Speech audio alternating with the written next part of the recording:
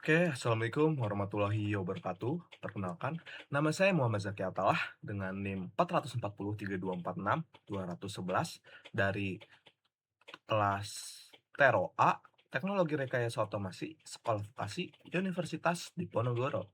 Di sini saya akan menjelaskan sedikit mengenai I2C, yang mana dalam video ini akan berisi penjelasan singkat mengenai I2C dan juga pendemoannya dalam, penggunaan I2C sendiri itu seperti apa. Oke, tanpa berlama-lama langsung saja, komunikasi serial I2C. Di sini berisi di sini saya akan menjelaskan mengenai arsitektur, protokol, implementasi, dan error dari recovery-nya. Di sini diintegrasi menggunakan ESP32 serta STM32 ya. Yang pertama, arsitekturnya. Yang pertama itu ada bus 2 wire atau di mana tuh ada SDA dan SCL. Di perangkat I2C pasti itu ada ya SDA dan pin SDA dan SCL ini. I2C adalah protokol komunikasi sinkron biner yang hanya menggunakan dua jalur kabel atau dua wire ya untuk menghubungkan banyak perangkat sekaligus, yaitu ada SDA atau serial data, yang mana ini merupakan jalur dua arah bidirectional yang digunakan untuk mengirim dan menerima data bit demi bit. Yang kedua itu ada SCL atau serial clock. Ini jalur satu arah yang dikendalikan oleh master untuk menyeraskan waktu atau synchronization pengiriman data antar perangkat. Kurang lebih seperti itu ya, ada dua. Nah, ini arsitekturnya bisa kalian lihat di sini. Di sini SDA tuh dia, dua arah ya, di sini selain dia mengirim perintah atau mengirim data, dia juga menerima data.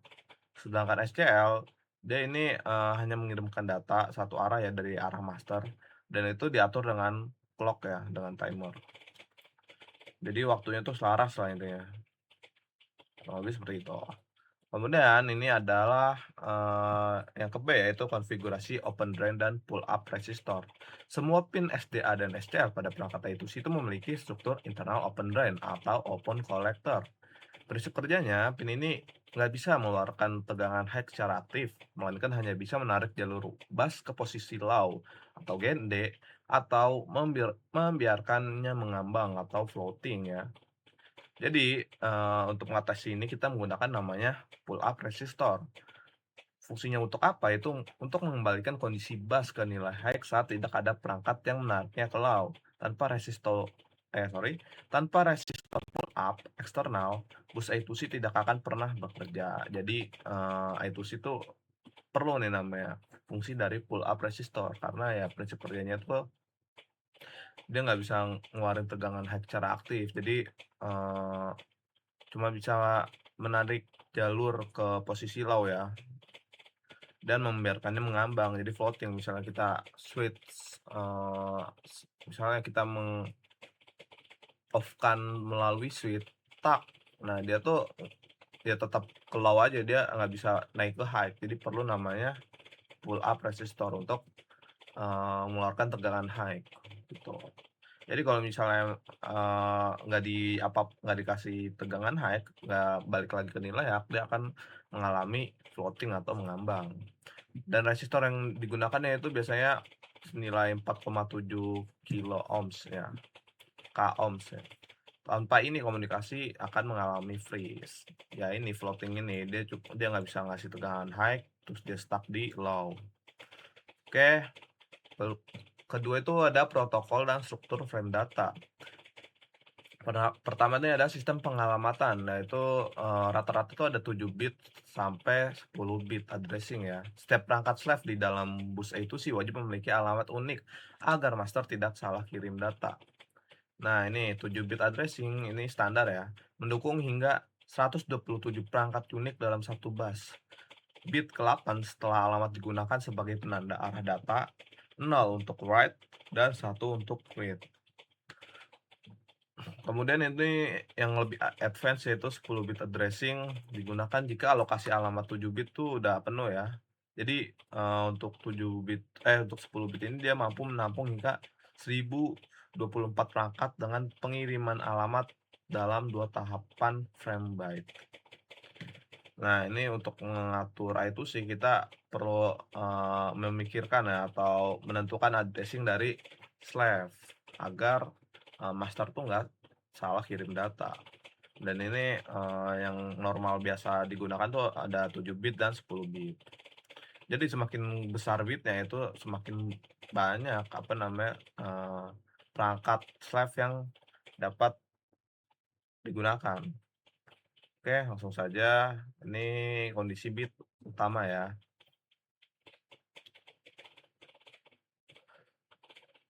Dia ada start dan stop, kemudian ada repeated atau seperti looping ya. Jadi ada hanya di itu sini nih hanya ada 2 kondisi bit utama, yaitu start condition yang mana sinyal pembuka komunikasi terjadi ketika jalur SDA berpindah dari high ke low saat jalur SCL masih berada di posisi high. Kemudian stop condition yaitu sinyal penutup komunikasi terjadi ketika jalur SDA berpindah ke low berpindah dari low ke high saat jalur SCL berada di posisi high. Dan terakhir itu ada ini bukan kondisi tapi tepatnya repeated ya. Repeated start itu kondisi di mana master mengulang sinyal start tanpa mengirim sinyal stop terlebih dahulu. Sangat krusial untuk mengubah mode dari write ke read pada sensor secara instan tanpa kehilangan kendali atas bus. Jadi ada 2 kondisi itu start dan stop, dan terakhir nih sebagai ini ya, hanya sebagai repeated atau pengulangan. Kurang lebih seperti itu. Kemudian, mekanisme ACK atau NACK. Setiap kali data berukuran 1 byte atau 1 byte atau 8 bit selesai dikirim, perangkat menerima harus merespon pada siklus bit ke-9 pada STL. Jadi ini ACK ini, kepanjangan dari acknowledge, yang mana penerima menerima jalur SDA ke posisi low. Berarti data berhasil diterima dengan baik dan siap menerima byte berikutnya. Kemudian NACK atau not acknowledge. Jalur SDA dibiarkan tetap high, menandakan adanya error, alamat salah, atau perangkat sibuk, atau data udah habis atau memori bitnya tuh udah habis. Jadi ada mekanisme ini ya, yang mana tuh, mekanismenya tuh sekuensial. Jadi misalnya, eee, setiap kali data dikirim, perangkat yang penerima tuh harus merespon pada siklus ke bit ke-9 ya. Misalnya contoh yang dikirim tuh ukurannya 8 bit. Ya, yang perangkat penerima tuh harus responnya tuh pada bit ke-9 pada SCL. Jadi acuannya tuh dari SCL. Oke, kemudian performa dan manajemen waktu bus. Yang pertama tuh ada klasifikasi dari speed mode-nya. Kecepatan transfer data itu diatur berdasarkan frekuensi clock (SCL). Nah, SCL itu sebagai acuan pengiriman data ya. Jadi itu ada standar mode, yaitu kecepatannya itu hingga 100 kilohertz. Keterangannya itu kecepatan itu standar untuk sensor umum. Jadi, umumnya tuh 100 kilohertz ya. Kemudian ada fast mode, yaitu hingga 400 kilohertz, paling umum digunakan untuk sensor industri. Jadi untuk, eee, standar industri dia makanya itu 400 kilohertz, dan fast mode plus, FM plus ya, ini hingga 1 megahertz. Peningkatan kecepatan transfer datanya sangat meningkat ya, dari 400 kilo ke 1 mega. Kemudian high speed mode, ini paling cepat hingga 3,4 megahertz yang membutuhkan penanganan hardware khusus. Jadi perlu modul tambahan ya untuk menggunakan high speed mode ini. Kemudian mekanisme dari clock stretching, yang di mana perangkat self memperlambat jalurnya komunikasi karena belum selesai memproses data internal atau mengambil sampel sensor. Jadi kalau misalnya, terjadi kalau sensor ini belum mengambil data atau memprosesnya, dia perangkat self itu akan memperlambat jalur komunikasinya dengan mekanisme clock ini. Yang mana cara kerjanya itu slave akan menahan jalur SCL di posisi low secara paksa. Kan kalau low berarti dia kalau SCL low dia nggak bisa, apa namanya, master jadi ngirim ke slave-nya itu terhambat lah kan, harusnya high terus. Karena ini low jadi nggak ada perintah, jadi slave otomatis, bakal memproses data internal dan mengambil sampel sensor terlebih dahulu, misalnya ada yang belum terproses gitu, dari perangkat slave-nya. Kemudian hal ini memaksa master untuk masuk ke logika idle, atau kondisi idle menunggu, sampai, eee, master baru melanjutkan pengiriman data setelah slave melepas jalur SCL kembali ke posisi high. Jadi, walaupun SCL itu satu arah ya, misal dari master ke slave, tapi slave tuh emang nggak bisa ngirim data dari slave ke master lewat SCL, tapi slave tuh bisa, menahan jalurnya dari SCL ke posisi low, jadi nggak ada perintah dari master. Nah, ini mekanismenya. Kemudian ada implementasi hardware dan fitur dari spesifik ya. Untuk di ESP sendiri, dia ada GPIO matrix yang mana ESP itu memiliki fleksibilitas tinggi di mana peripheral itu sih tidak terpaku pada pin visit tertentu. Lewat GPIO matrix, pin SDA dan SCL bisa dipetakan ke hampir semua pin digital via software. Wah, ini luar biasa, fleksibel ya, karena nggak terpaku misalnya hanya pin GPIO 2 atau 3 yang bisa SDA atau SCL, tapi bisa dipetakan melalui, hampir semua pin digital yang ada di, eee, ESP, tapi menggunakan software, biasanya pakai MX Cube, ya. Kemudian ini ada internal RTC dan SNTP digunakan untuk aplikasi login berbasis I2C. SP32 mengambil waktu presisi dari internet melalui melalui protokol SNTP yaitu Simple Network Time Protocol, lalu menyimpannya di internal RTC untuk mencatat waktu atau timestamp ya, pembacaan sensor secara real time.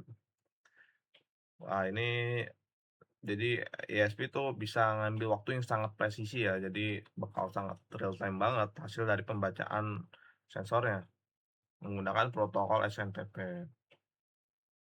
Kemudian untuk STM32 sendiri itu dia ada, STM32 Hall ya atau Hardware Abstraction Layer, dan ini biasanya konfigurasi di programnya ya. Jadi menyediakan fungsi bawaan yang matang dan handal seperti hal I2C master transmit dan hal I2C slave receive. Ini merupakan fungsi-fungsi bawaan dari STM. Kemudian ada, nah ini poin plusnya nih dari STM itu ada DMA atau Direct Memory Access. Aliran komunikasi I2C pada STM32 dapat dialihkan sepenuhnya ke controller DMA. Data dari sensor I2C akan langsung dipindahkan ke RAM secara otomatis di latar belakang tanpa membebani core CPU utama. Jadi, kan biasanya dari memori itu ke CPU baru ke RAM. Kalau ini untuk DMA dia langsung dari memori ke RAM. Ini jadi nggak membebani dari CPU ya, misalnya ada, perangkat instruksi yang lumayan banyak. Kemudian ada internal IRTC, yaitu memiliki modul pewaktu internal mandiri, berakurasi tinggi untuk sinkronisasi koordinasi data dengan master. Sama kayak ISP, dia punya RTC ya, untuk, sebagai modul clock lah, dari STM atau ISP tersendiri untuk, berakurasi tinggi, untuk sinkronisasi lah, koordinasi data dengan master. Jadi data yang diterima atau diproses tuh sangat real time ya, sangat cepat. Kemudian ada bus ownership dan manajemen multi-master. Saat menghubungkan ESP32 dan STM32 dalam satu jaringan I2C, aturan bus ownership atau kepemilikan bus harus dijaga dengan ketat. Nah, jadi topologinya menggunakan topologi master slave ya. ESP bertindak sebagai master yang memegang kendali penuh atas SCL, sedangkan STM bertindak sebagai slave dengan alamat 7 bit tertentu. Komunikasi berjalan searah demi mencegah tabrakan data. Kemudian topologi multi-master. Kedua microcontroller bisa menjadi master secara bergantian. Protokol I2C secara hardware akan menjalankan fungsi arbitrasi jika kedua perangkat mengirim sinyal start bersamaan. Perangkat yang SDA-nya dipaksa lawa akan mengalah. Jadi, untuk I2C ini perlu ada namanya manajemen dari bus ya atau jalur ya, yang mana yang jadi master, yang mana jadi slave, atau bisa ada namanya topologi multi-master. Jadi, 2 perangkat yang digunakan tuh bisa bergantian jadi master sesuai dengan, SDA mana yang dipaksa low. Perangkat SDA mana yang dipaksa low, dia akan mengalah dan menjadi slave. Dan ada ini yang terakhir harusnya, bukan, itu troubleshooting dan error recovery, masalah bus lockup dan solusi 9 pulse SCL. Salah satu error paling fatal di I2C adalah bus lockup, di mana jalur SDA tertahan di posisi low selamanya karena slave mengalami crash atau terputus di tengah-tengah pengiriman data. Nah, ini yang tadi aku jelasin kalau slave tuh bisa, eee, menunda atau mengkondisikan dari jalurnya tuh ke low ya, karena misalnya ada crash atau emang terputus-putus atau emang, prosesnya belum selesai gitu.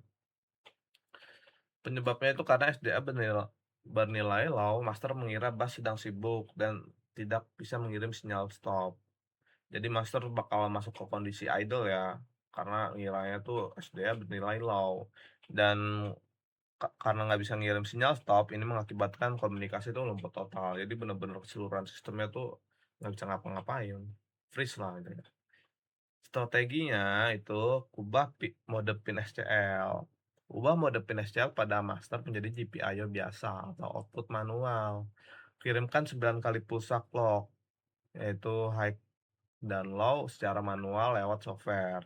Ini memaksa slave melepaskan SDA karena mengira data telah habis dibaca. Jadi kan seperti yang kita tahu kalau misalnya pengiriman datanya tuh, misal datanya tuh 8 bit atau 8 pulsa, kemudian, Sref bakal merespon di 9 bit atau 9 puls. Jadi kalau misalnya, kondisi ini udah terpenuhi, maka Sref akan melepaskan SDA atau yang posisinya low itu bakal balik ke high karena dia ngira kalau datanya tuh udah telah dibaca lah.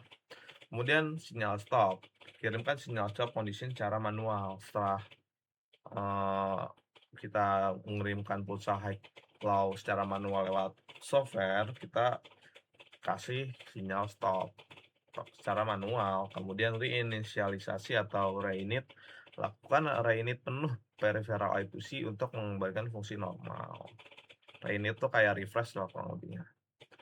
Oke, sekian, terima kasih. Assalamualaikum. Oh ya, sorry, langsung ke ini ya, hasil dari demo aku ya. Nah, ini percobaan pertama nih. Ini jadi istilahnya dari STM ke ISP. Mana STM tuh, langsung aja aku tunjukin videonya.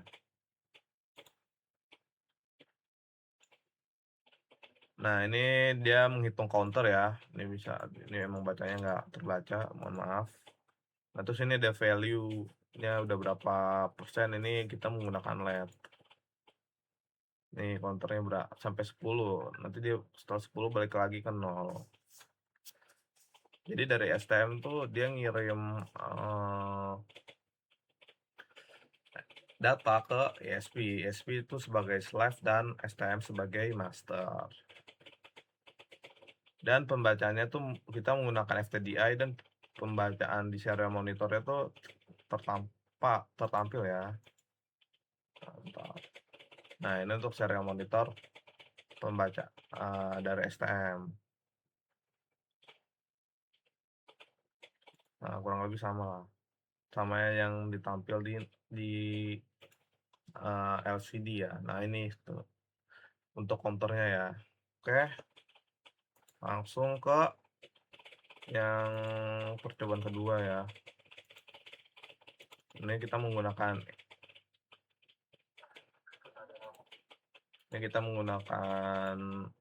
ESP sebagai master.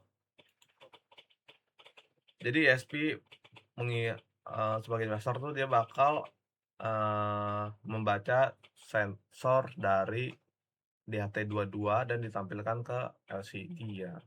Jadi slave-nya itu ada sensor DHT22 dan juga LCD. Nah, ini ESP ini sebagai master. Nah, ini hasil pembacanya ya, ada temperatur dan humidity. Temperaturnya itu 39 Celcius, jadi habis dites menggunakan korek kurang lebih seperti itu, walaupun ruangan ini ber-AC ya, ruangan ini ber-AC harusnya tuh sekitar 20 Celcius, tapi kebacanya 39 karena dilakukan hasil pengujian. Kemudian humidity-nya 51,9%. Nah, ini. Dan ini harusnya tertampil juga di nah, ini hasil pengujiannya ya. Jadi itu temperaturnya fluktuasi akibat dari perubahan suhu. Oke, langsung ke video ke percobaan selanjutnya. Ini harusnya.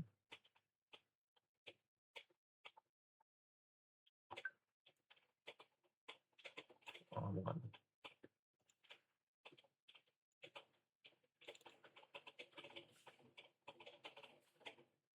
Nah, ini kita menggunakan sensor RGB ya, sensor warna atau sensor RGB. Ini hasil dari tampilan di serial monitor, dia membaca red, green, blue. Nah, ini sensornya, dia ini sensor warna ya, dan ini dia membacanya karena kebetulan kabel jumpernya warnanya ada yang merah, ada yang hijau, ada biru, dia membaca itu. Dan hasilnya tertampil di LCD ini. Nah, ini bisa kalian lihat ini LCD-nya brightness-nya atau brightness-nya terlalu terang ya, jadi tampilan di kamera tuh kurang jelas. Nah, ini benar-benar pure I2C ya, di mana RGB itu perangkat I2C dan LCD itu juga perangkat I2C. Kita menggunakan ESP32. Oke, paling seperti itu saja. Sekian, terima kasih. Kurang lebihnya mohon maaf apabila ada salah kata atau penjelasan dari saya. Mohon dimaklumi dan bisa dikoreksi di kolom komentar. Oke, assalamualaikum warahmatullahi wabarakatuh.